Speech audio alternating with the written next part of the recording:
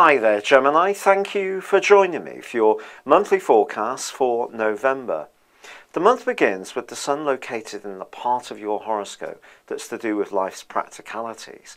Whether this is grappling with employment issues, making sure home is running smoothly and is organised, or it could be that you're focusing on health and dietary matters.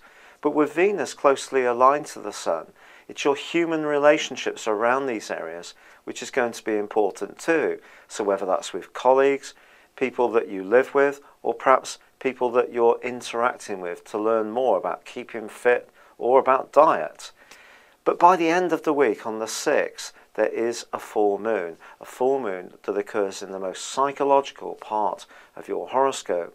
And for the following few weeks, you are asked to be conscious that it's not just your physical situation that's important, it's your emotional and psychological well-being that needs to be in focus too. And that's not always an easy area for any of us, and you have a reputation of being very logical. So sometimes you may find yourself trying to work things out in your head when it is important to try to understand the less obvious things, the less factual part of life, if you like. And this full moon is reminding you of this. So for example, when it comes to work, it's not necessarily what people are telling you that's important. It could be that someone is not actually as being quite as genuine and as straightforward to you as you'd like. And that can become more of a theme as this month goes on. However, on the 9th, your ruler Mercury does move out of a bubbly, effervescent part of your scope into this more practical area as well. And the great news about this is that it can help you to grapple with the detail of things in a very precise, meticulous way, which is just, if you like, what you need at this particular time. However, there is a very testing influence that shapes up in week 2 as well. And this sees Mars and Pluto combining in a part of your horoscope to do with, I'm going to choose my word carefully here, certainly in an emotional context, I think it could be lust. And when I say lust, I don't necessarily mean sexual lust, although it could be, but lust for something you really want. Now that could be a big ticket item. It could be, for example, a new car, or you may find yourself being fascinated by a new property, but there could be some extra costs associated with this desire that you're feeling. But on the other side of the zodiac, Uranus continues to square it with Pluto, but gets involved with squaring up with Mars, which could see you doing something very impetuously, which may not be so good for you. And it can point towards something to do with a friendship. And you may find yourself suddenly realizing that someone you're associated with has more to them than just being someone in your social circle. And it could be that they're giving out a very charismatic, even sexual vibe that you suddenly tune into. And there could be an opportunity for a fling, and you may decide to go for it. But just be conscious of the ramifications if you do.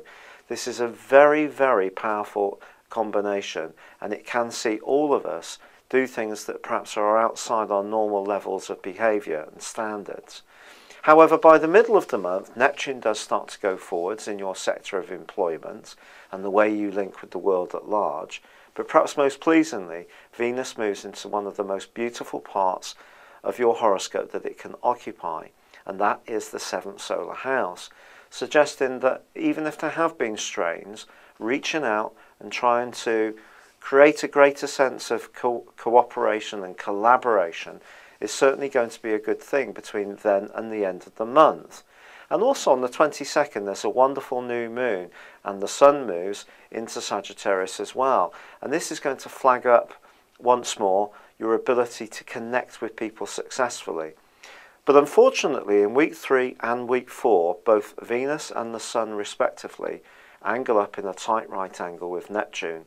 And this could mean that however much you're reaching out to try to make a great impression on someone, the person that you interact with may feel that some aspect of you is not very straightforward, not very realistic, or not even very sincere.